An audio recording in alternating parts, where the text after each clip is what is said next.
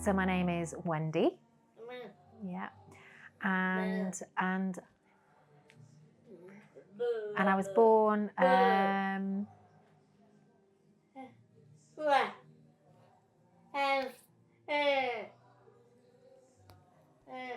I was born in Shelton.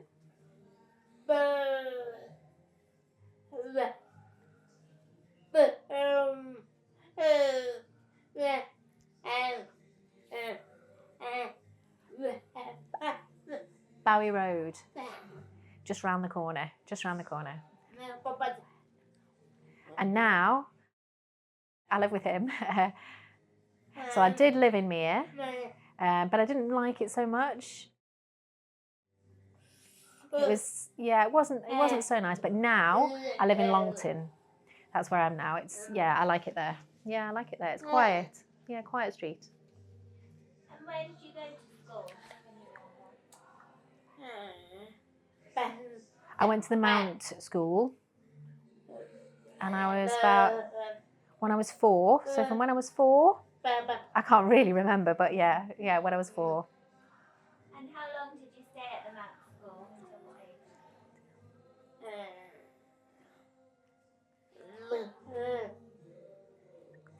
age? Yeah, until I was 16. Yeah, and then I left.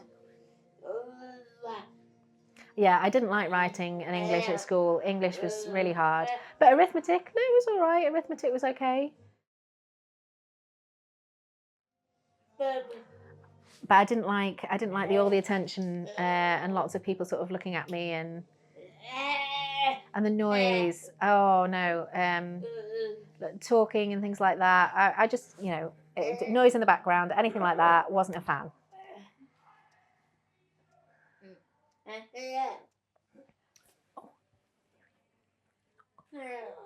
So I didn't want to use any hearing aids or anything like that. I didn't want to be able to hear all that noise in the background. I just wanted to, I didn't want to hear all the talking, anything like that.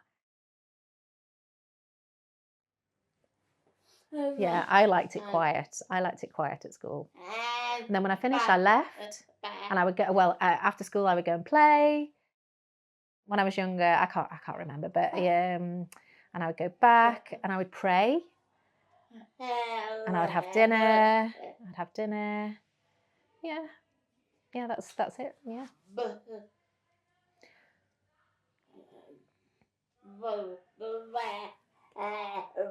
So, and I would do cooking, and I would bake cakes. Liked making cakes and sewing. Yeah, a little bit of sewing. So I'd make dresses and things like that, and pinafores and aprons, because that was easy. Those were things I liked to do. Yeah, I would do drawing and art and things like that. I can't really remember now, but yeah, those kinds of things. Very artistic as well then. Oh yeah, I was always very artistic and creative, and yeah, I really enjoyed that. Yeah, I would really enjoy arts and things like that.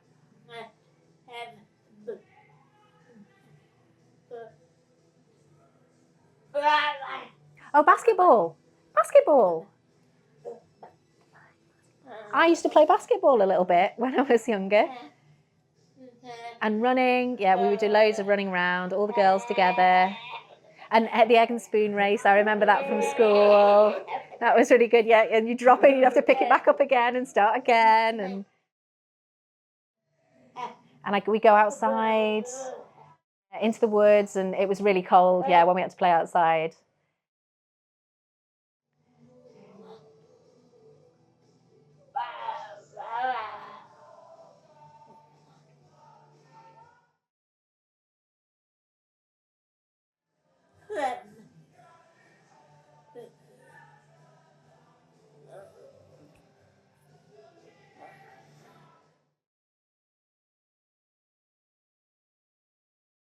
Yeah, we go to Sainsbury's, I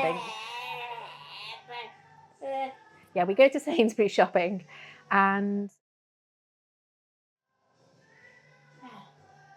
there was an old swimming pool near there, but I think it's finished now. I don't remember it. No, I don't remember it. There's an old house. an old house. It was near the swimming pool, small pool, but we did used to go swimming there. 1 hour, and then we'd finish and go back to school. And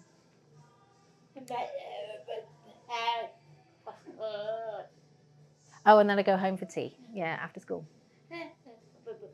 So growing up.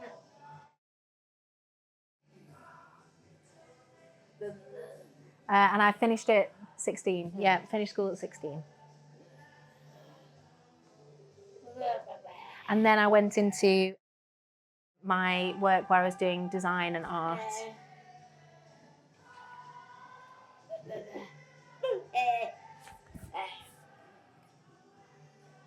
Oh, the deaf club up here. And they helped me. So they helped me get a job in Stoke at Spode. So I worked at Spode from when I was 16. I went and had a look, and I was like, wow, what can I do here? This is amazing. So I had a little look. I'd heard about things that were going on. They were explaining to me, and they showed me the pots and that I could paint them. And so I started doing that, and I thought, this is easy, I can do this. And a woman helped me and sort of showed me the ropes, and about 1 month later, yeah, my job carried on. So at Spode, I worked at Spode, yes, and then so after work, I'd walk to the shop, around the back, underneath, near to the post office. Yeah, near to the post office. And I'd go round to the left, and that's where my home was. So I'd walk home from work, past the post office, and just around the corner, yeah. And my job was painting the pots and the ceramics.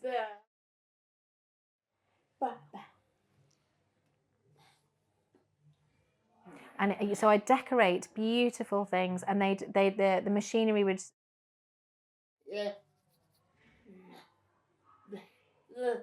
Oh, different colours, sorry. Different colours. So I'd use red and greens and it'd be sort of teapots and cups and things like that. And I'd create and decorate the handles, very intricate work. And birds, I'd do little birds as well. And I'd paint all the way around, and yeah. And so it'd be, jugs or teapots or ceramics and tea sets and things like that. Did you use stencils, or is it all freehand?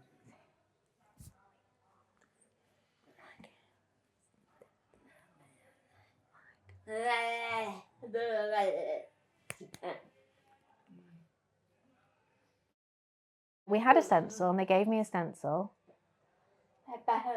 and I tried to have a go at that, and yeah, then we used that a little bit, but it was.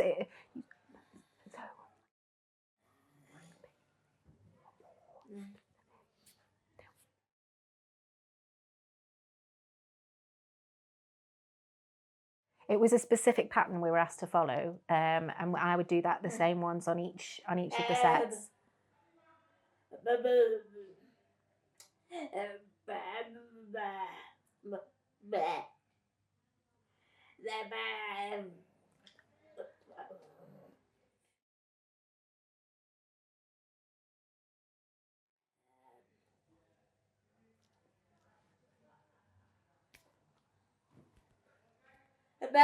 We're going to have a cup of tea, hot tea.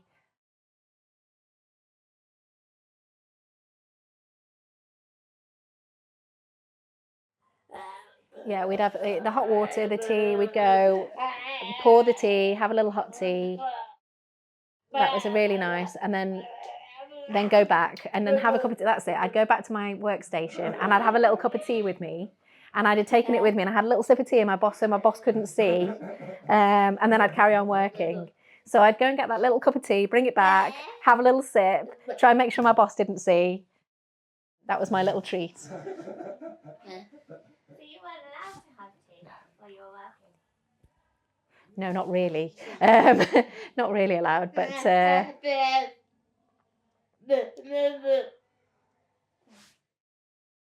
time is money, so we had to make sure that we got through everything, because they were very on it with time and what they were paying us for. So There's lots to get through as well. You know, lots of tea sets coming through, and you know, it was just constant. And so, how did you find the conditions and the pay then?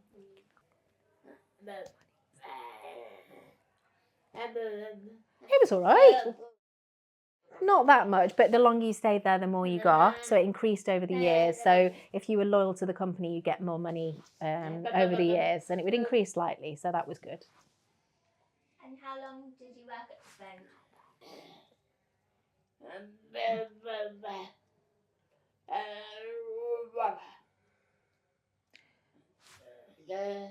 30 years. 30 years I worked there, and then it closed. Yeah.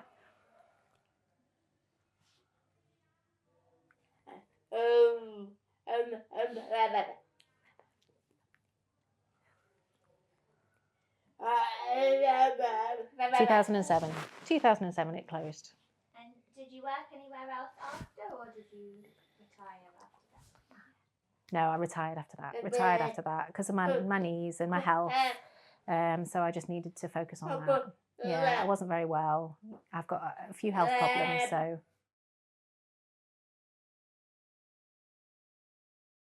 Yeah, it's hard for me. So I've got a bit of problems with my legs and things like that.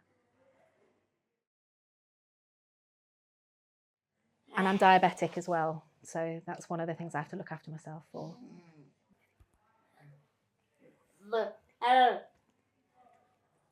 So I finished work when I was 49. And then I got my pension around 50. And then I was like, that's it for me with work. So I just want to stay at home. I don't want to work anymore. I'm just going to focus on me and be at home now. Yeah. And that's fine for me. That works well for me.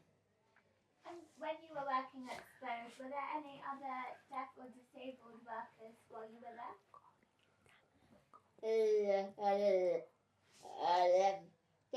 There are about 4 deaf people in different departments, different places. A couple of older than me, 2 maybe who are older than me. And there was, there were about 4. Yeah, one was pregnant. One was older, she left.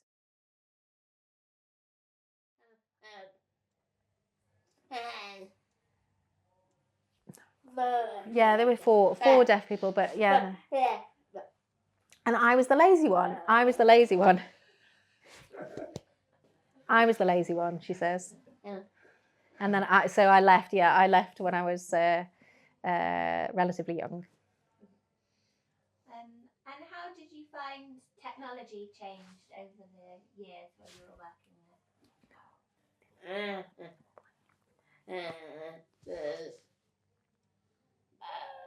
So I worked with the painting,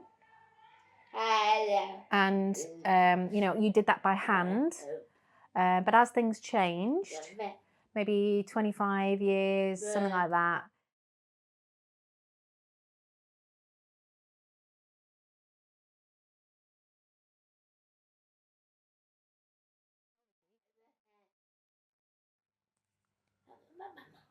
So you do printing and stenciling and things like that, and then you would pop it into a heat machine. It would come back, and then you could go over things. But yes, there were more templates and things like that used. And did you have any family that worked in the potteries as well? Were you the only one in your family? So my dad.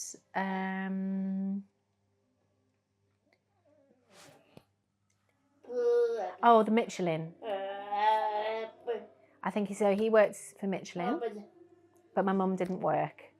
She had 7 children, 7 children. So she was focused on family life.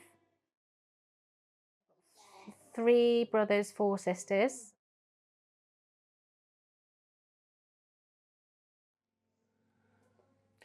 But my mum, she couldn't really sign, and all the children would go off and do their own thing, really. So, and go do their own thing from me. Yeah. So I was the only one that was deaf in my family.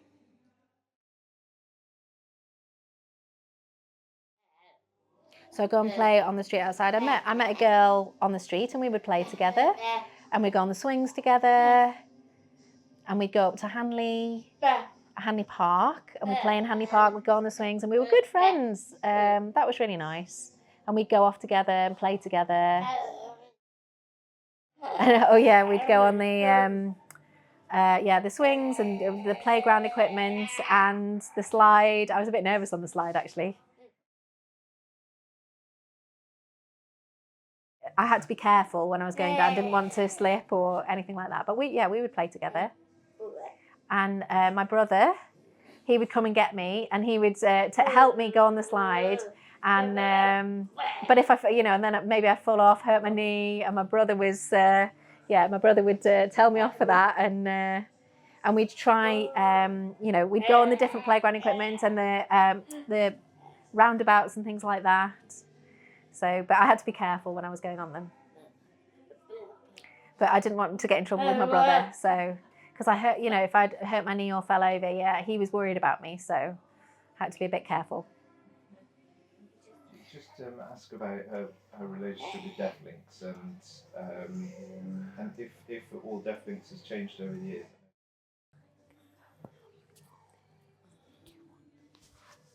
So deaflinks, it's closed now. So now they've had to move from Shelton, and they're in Birch's Head now. It is a different feeling now. So we do activities like bingo, and that's good. And every month we do bingo in the pub. Just around the corner, I can't remember, but yeah, it's just up there, and we do bingo once a month. So there are much fewer people now involved.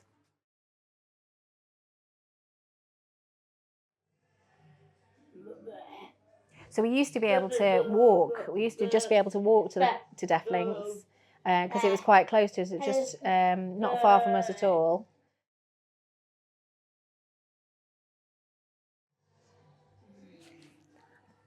My dad would take me. So my dad would take me to Deaflinks. Why aren't as many people going now as they used to go? Well, lots of people have died. The community's got a lot smaller because it was quite an old community, in the sort of 60s, 70s and 80s. So, lots of people have died, and so the community's just got a bit smaller over the years.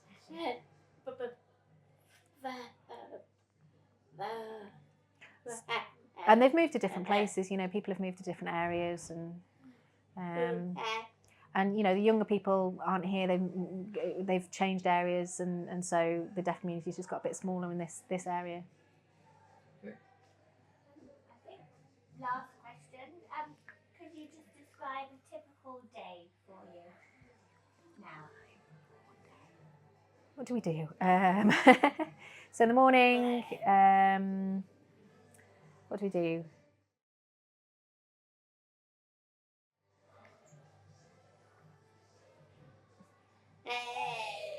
Maybe go out, maybe go to the shops, maybe see my sister or my friends a little bit. Nothing too exciting, but that just sort of, we just, we stay in the house, we've got each other,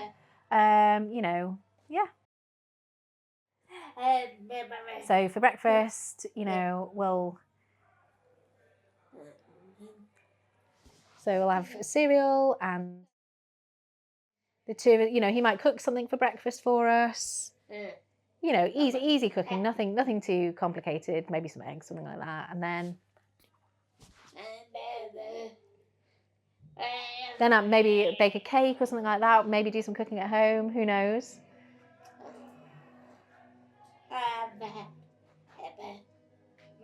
Oh, he likes cooking, does the vegetables. We switch it around, we take it in turns cooking at home. And cleaning, do some cleaning in the house. Have a shower, make sure that's all sorted, clothes on, go out. I'll do the ironing maybe as well in the day. I've got a special press, like a suit press or, clothing press. For the bedding as well, you know, to make it all nice and smooth and lovely. Busy day then. Yeah, busy day at home, doing the housework.